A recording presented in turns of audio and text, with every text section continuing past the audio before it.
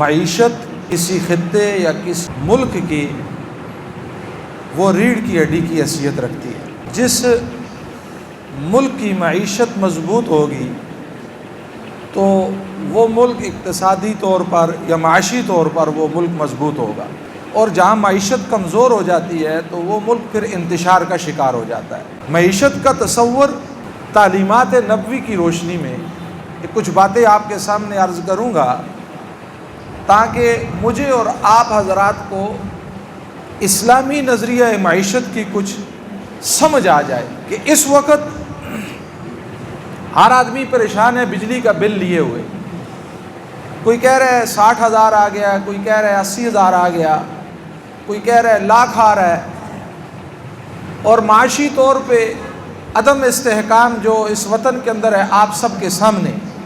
اس ساری چیز کی جو بنیاد ہے،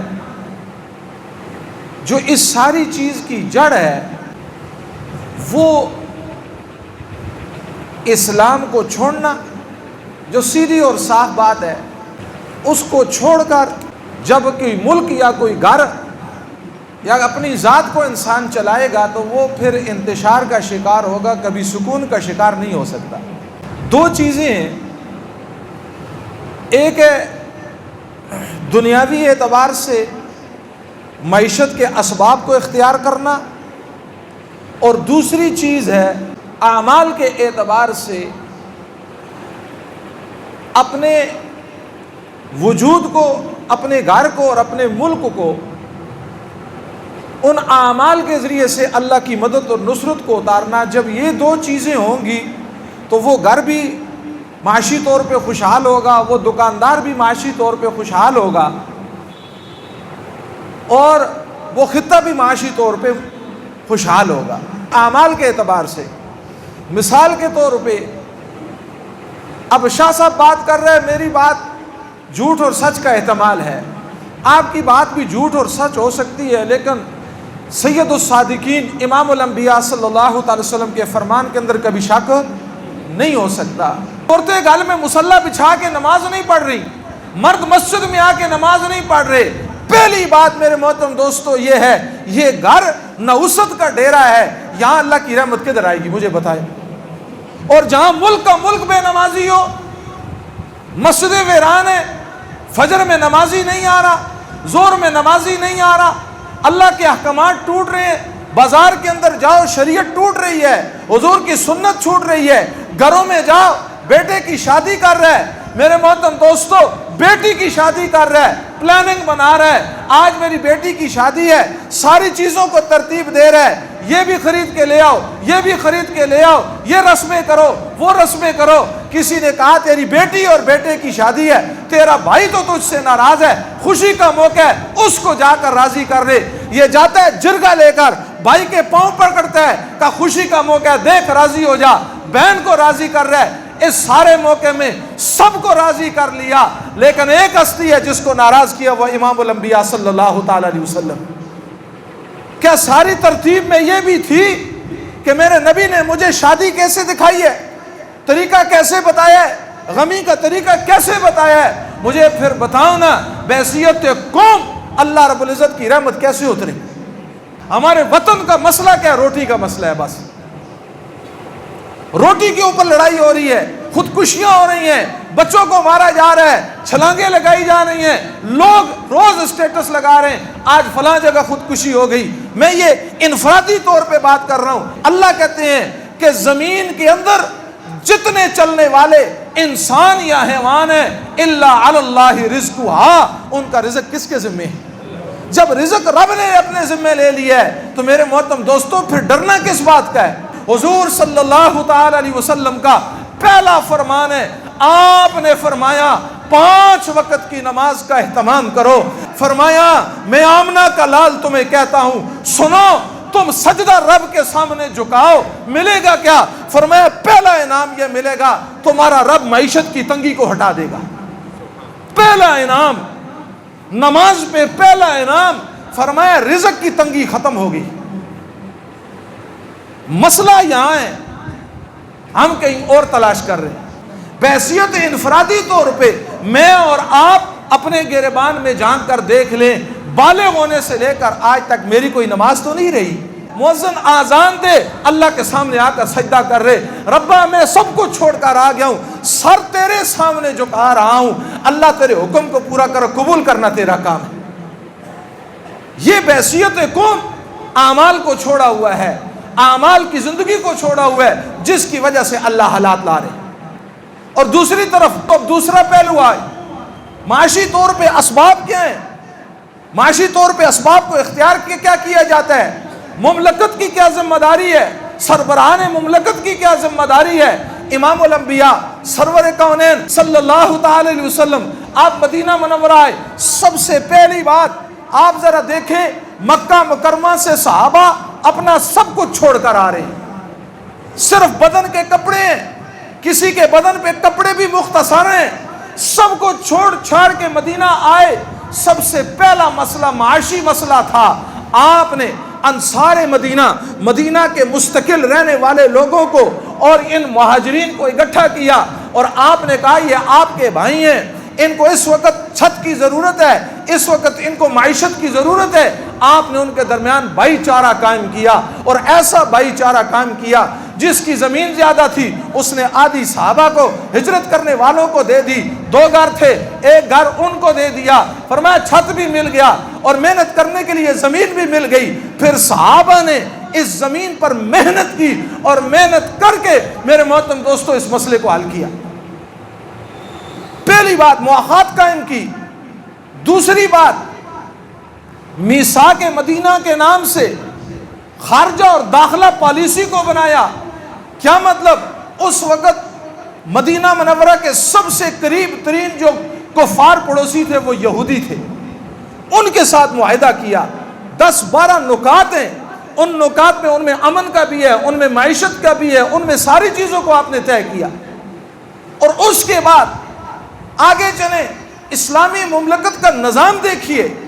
سیدنا عمر فاروق رضی اللہ تعالیٰ عنہ سب سے پہلے جب آپ خلیفہ بنے, پہلا کام آپ نے یہ کیا, آپ نے کہا میں جہاں جہاں پر اسلامی حکومت ہے وہاں کی مردم شماری کرواؤ. انہوں نے کہا مجھے پتہ تو چلے میری رعیت میں کتنے لوگ ہیں, کتنے مرد ہیں, کتنی عورتیں ہیں, کتنے بوڑھے ہیں.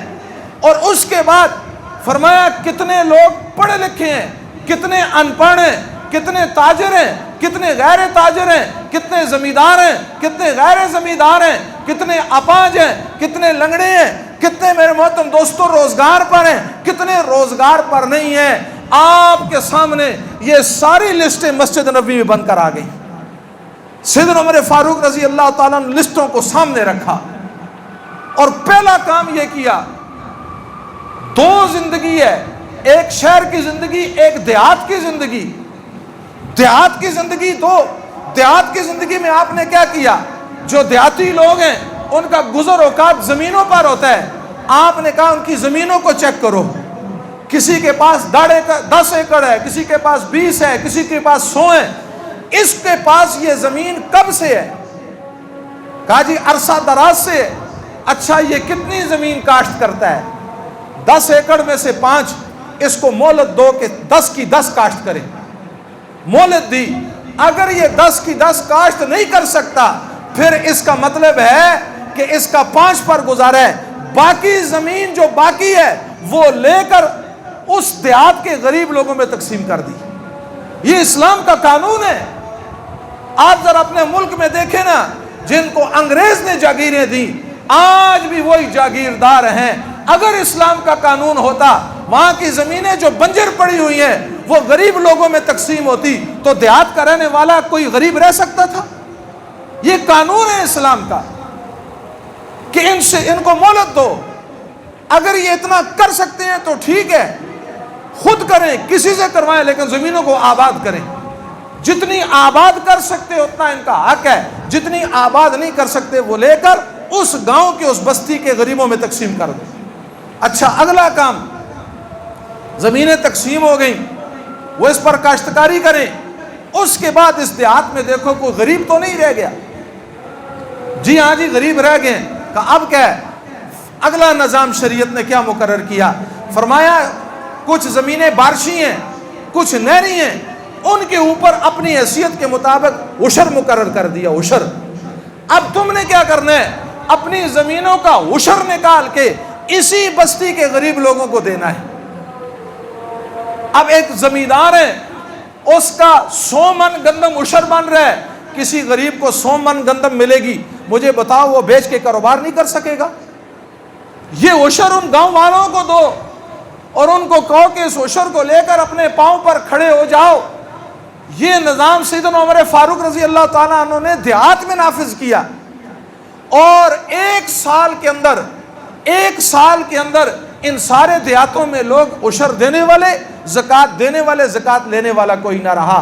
آپ اس کو، اگر اسلامی مملکت ہوتی، اسلامی نظام ہوتا، آپ اس کو سوچیں، دیہاتوں سے شروع ہو۔ کیا ہمارے دیہاتوں میں کوئی غریب رہ سکتا ہے؟ اب آ جاؤ شہر کی طرف۔ فرمایا شہر میں کاروبار کیا ہے؟ تجارت ہے۔ ریڑھی والا بھی تاجر ہے، چھاپڑی والا بھی تاجر ہے، دکان والا بھی تاجر ہے، 10 دکانوں والا بھی تاجر ہے، اس سے اوپر چلتے چلتے ملوں والا بھی تاجر ہے۔ فرمایا ریڑھی والوں کو نہ چھیڑو، چھاپڑی والوں کو نہ چھیڑو۔ ٹھیک ہے، یہ دیہڑ لے کر اپنے گھر میں جا رہے ہیں، ان کے گھر کا گزر اوقات ہو رہا ہے، اللہ نے اس کو دکان دے دی، اب اس نے دکان ڈال دی ہے، اب اس کا کاروبار چل گیا ہے۔ اس تاجر کو یہ کہا ہے تم نے، یہ کاروبار تیرا ہے، ہم اس کے اوپر کوئی ٹیکس نہیں لگاتے۔ شریعت میں یہ بات میں نے پہلے عرض کی تھی، ٹیکس حرام ہے۔ بجلی کے بلوں میں 10 ٹیکس ہیں، 20 ٹیکس ہیں، 30 ٹیکس ہیں۔ انشاءاللہ شکر کرو، اللہ نے عدل کا اور انصاف کا ایک میزان رکھا ہے، ایک دن رکھا ہے۔ آج غربت کی وجہ سے جو آدمی خودکشی کر رہا ہے، غربت کی وجہ سے بچوں کو مار رہا ہے، بجلی کے بلوں اور ناجائز ٹیکسوں کی وجہ سے، اے حکمرانوں تم بھی سنو، اے عیاش کرنے والے تم بھی سنو، انشاءاللہ انصاف کا دن آئے گا، ان معصوم کے ہاتھ ہوں گے اور تمہارا گریبان ہوگا۔ عجیب روایت ذہن میں آ گئی، ذرا توجہ سے سننا۔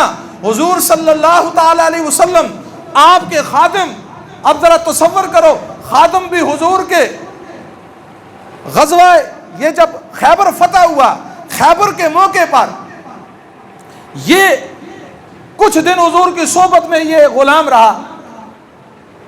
حضور علیہ السلام کی سواری کا کجاوا ٹھیک کرتے ہوئے وہ کجاوا گرا، ان کی گردن پہ لگا اور گردن ٹوٹی اور یہ فوت ہو گئے۔ صحابہ نے نعرہ بلند کیا، یہ تو جنتی ہے، خادم رسول ہے۔ حضور علیہ السلام نے عجیب فرمایا نہیں، آپ نے فرمایا نہیں، میری نگاہیں دیکھ رہی ہیں کہ جہنم کی آگ نے اسے لپیٹا ہوا ہے۔ کہ اللہ کے محبوب کیا بات ہے، خادم ہے، پھر جہنم کی آگ نے کیوں لپیٹا ہوا ہے؟ فرمایا مال غنیمت تقسیم ہونے سے پہلے، مال غنیمت تقسیم ہونے سے پہلے ایک کمبل انہوں نے اٹھا لیا تھا، وہ کمبل جہنم کی آگ بن کے اس کو لپٹا ہوا ہے۔ جب ایک کمبل کا یہ حال ہے، مجھے بتاؤ تم رب کو کیا جواب دو گے؟ دنیا نہیں ہے، قبر میں بھی جانا ہے، موت کی سختیاں بھی برداشت کرنی ہے، حکمرانوں جیسے غریب نے برداشت کرنی ہے، ایسے موت تم پر آئے گی۔ جیسے موت کا فرشتہ غریب کے لیے آتا ہے، ایسے تمہارے لیے بھی آئے گا۔ جیسے اس نے مٹی میں جانا ہے، تم نے بھی مٹی میں جانا ہے۔ یعنی اس نے رب کے سامنے کھڑا ہونا ہے، تم نے بھی رب کے سامنے کھڑا ہونا ہے۔ اس وقت جب یہ اپنے افلاس کو، بھوک کو، پیاس کو، غربت کو، موت کو اللہ کی بارگاہ میں پیش کرے گا، تم کیا جواب دو گے؟ ذلت کے علاوہ میں دیکھ رہا ہوں تمہارا کوئی مقدر نہیں ہوگا۔ شہری لوگوں کو کہا کہ تم نے سال کے بعد زکوٰۃ نکالنی ہے۔ اس زکوٰۃ کو کیا کرنا ہے؟ فرمایا سارے شہر کے لوگوں کی لسٹیں بنانا تیرے ذمے نہیں ہے، اس کی بھی شریعت نے چھوٹ دے دی۔ فرمایا تم نے کیا کرنا ہے؟ تمہارا کام یہ ہے کہ تمہارے دائیں بائیں، تمہارے رشتہ دار میں اگر کسی مالدار کا پڑوسی وہ بھوکا سو گیا، فرمایا یہ مالدار کل قیامت کو رب کو کیا جواب دے گا؟ فرمایا تم نے سال کے بعد اس زکوٰۃ میں سے اپنے پڑوسی کا خیال رکھنا ہے، اس زکوٰۃ میں سے تم نے اپنے غریب رشتہ دار کا خیال رکھنا ہے، انہیں اپنے پاؤں پہ کھڑا رکھ رہے ہیں۔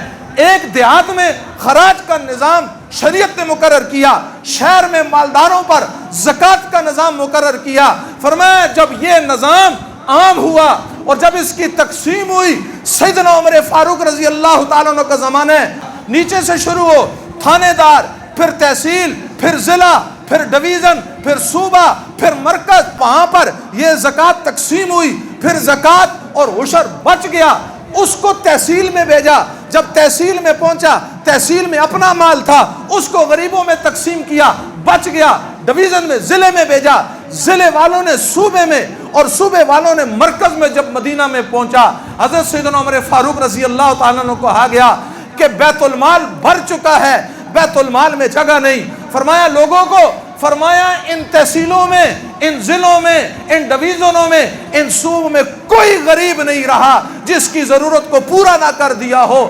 آپ روتے تھے اور مدینے کی گلیوں میں اعلان کرتے تھے، آ جاؤ مدینے کے ناداروں، آ جاؤ مدینے کے غریبوں، آؤ بیت المال کا دروازہ کھلا ہوا ہے. اور عمر کہہ رہے آ کر لے جاؤ. یہ اسلام کی ایک شان ہے، یہ اسلام کی ایک شوکت ہے.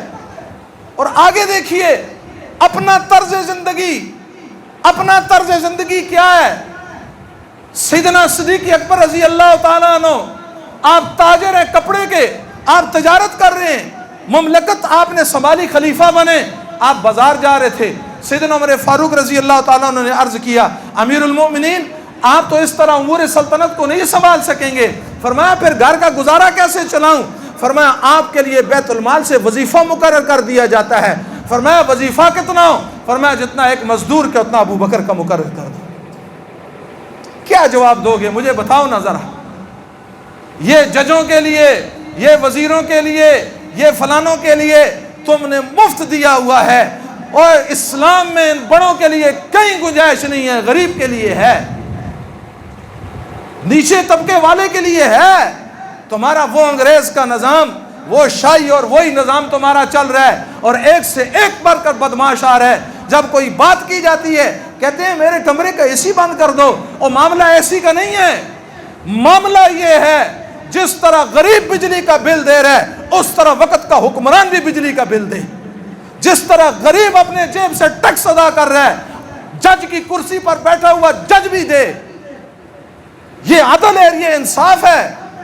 میرے محترم دوستو، ہم کیا کریں؟ ہم تو وہ بات کریں جو آمنہ کے لال نے ہمیں بتائی ہے. بس ہم تو ببانگے دوہل کریں گے، کل قیامت کو اللہ کو بھی جواب دینا ہے.